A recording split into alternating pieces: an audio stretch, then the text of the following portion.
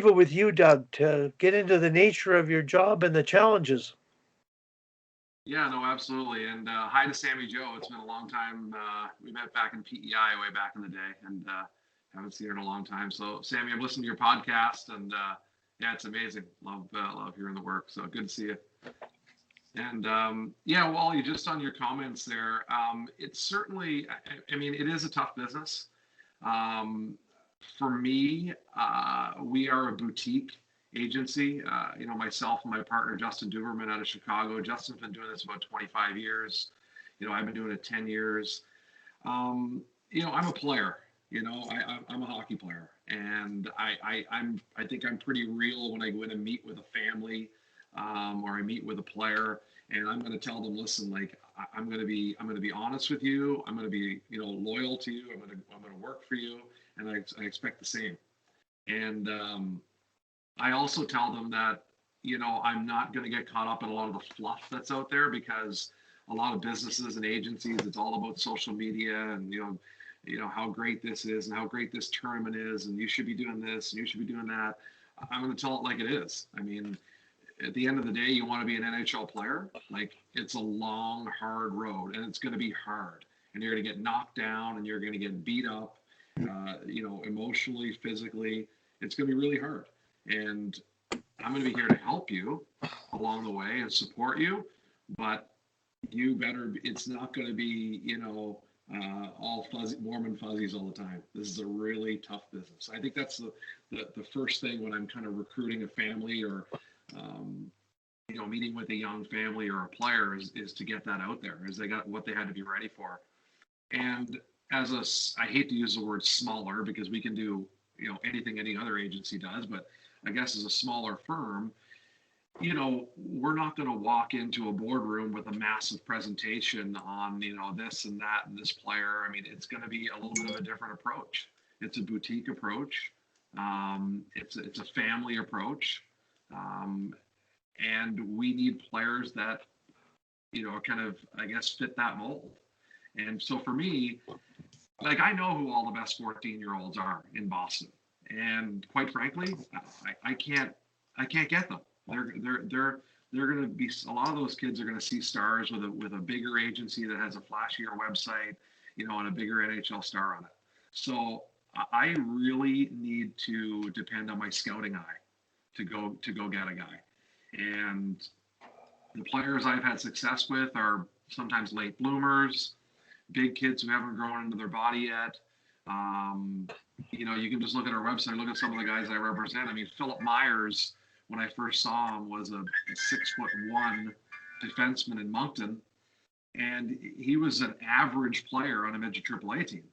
And now he's a top four defenseman for the Philadelphia Flyers. But at 15, there weren't agencies knocking down his door. And a buddy of mine gave me a tip on him, and I watched him. I said, he can skate, and he doesn't do much out there, but he's big and he can skate. And I looked over. He said, I'll introduce you to his parents. I looked over, and his dad was 6'6", and his mom was 6 feet. And I said, oh, there's a little bit more potential right there. So he got to 6'5", and he learned to be a little bit more assertive in his game when he went to play major junior. And he didn't get caught up in, the kids. I don't want to get too off kilter here, but a lot of the kids nowadays in major junior, and you guys will know this, like, they want to dictate where they want to go. And in the Maritimes, I want to go to Halifax. Like, it's a great organization. They got a big building with lots of fans. I want to go to Moncton. They have this, they have that. Well, with Philip, it was like he just wanted to go where he was wanted. And Rouyn-Noranda wanted him, and they were the furthest team from his house. And his mother almost had a heart attack when we're at the draft. And I said, listen, Rouyn is the team that wants you the most.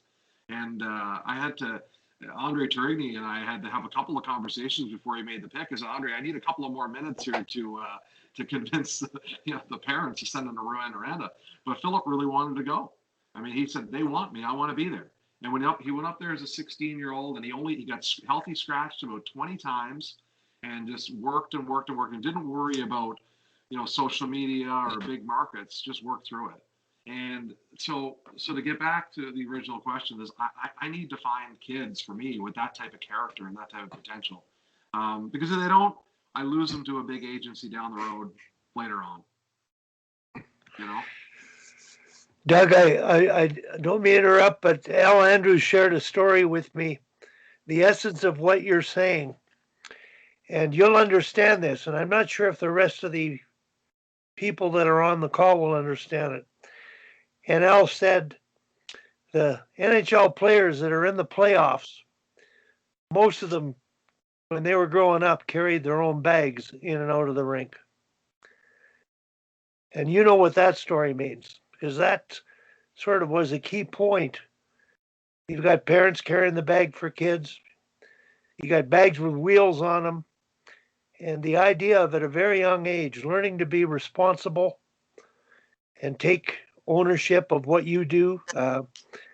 I think that's one thing that you've experienced in the programs as a philosophy that's rubbed off on you. So I wanted to put that plug in for Alan's programs and the number of NHL players they've been able to turn out. Not just that, kids that have gone to school, prep schools, and Alan has been a big part of that with you. So go ahead, Doug. I really like that story of your reason for being, and I'm going to edit that part out of what we're saying and promote what you're doing because I believe that's what we're all about, the good of the game. And it's not only going to make better uh, players, more importantly, it's making better people.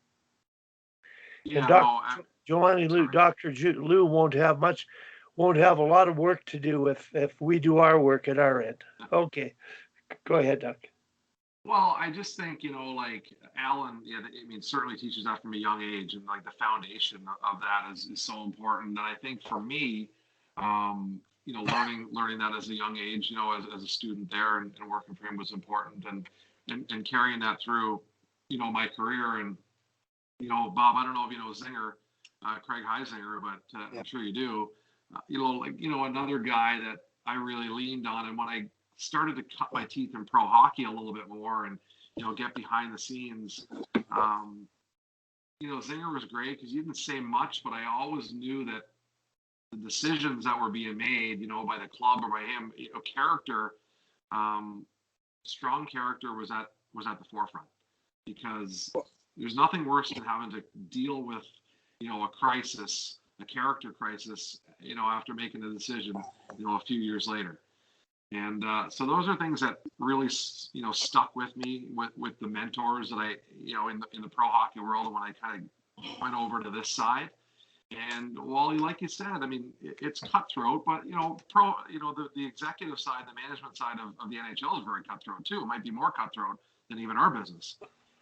So you take the good and the bad. It's not for everyone. When I went to RPI, I studied business, so I've been really intrigued, with business, and I loved hockey. So like, meshing my two passions together, like I really enjoyed, the agent business, and I really enjoyed when a player, makes it, when we get that, deal for a player. I mean, and a lot of my guys weren't drafted. I mean, I had Philip Myers, who was passed over in the draft, and by everyone, obviously. And, Ross Johnson, who was a farmer from PEI, was undrafted, signed with the New York Islanders. Zach McEwen, who was a kid who was playing in the Maritime Junior League at 18 for the Amherst Ramblers, and now he plays for the Vancouver Canucks. And these guys, they're character kids. They just grinded it out, and they didn't listen to the noise.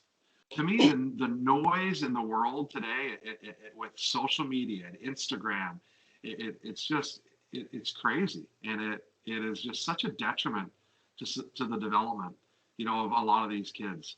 And the parents buy into it. And I know girls, Kim, running those clubs, you're seeing it. I mean, as soon as a tweet or an Instagram, whatever you call that, comes out, and someone's a superstar for the rival team, down the road in Toronto or whatever, the parents see it, the kids see it, and a lot of them buy into it. And it's a lot of fluff, and I mean, it's hard. I mean, I loved Wally hearing you and Sammy Joe talk about that on the podcast. The grind of the Olympics. Like, just people just. I don't know if they don't see it these days. They just can't grasp how hard it is to become an NHL player, how hard it is to become an Olympian. Like, it is. it's just such a grind. Like, it's just such a grind, you know. It's not all, fun and games. Oh, look at that picture. My wife's in that picture. That's funny. Uh, I lost Your something. mic's off, Wally. Okay, Bob, go ahead. Analytics has become such a big part of the game nowadays, and we all are learning more and more about it all the time. But the one thing it doesn't measure, Doug, is character, compete, heart, all of those kinds of things that I think are important to be an NHL hockey player. And with my past experience, I find that a lot of agents don't delve into that enough about representing a player. They look and see that the player is a high-ranked player, and therefore they go after that player to try to represent them. And as you would well know, there's a lot of things that go on behind the scenes where agents are trying to steal other players' other agents' players, and so forth and so on. And I would always get the questions from the players: who should their agent be?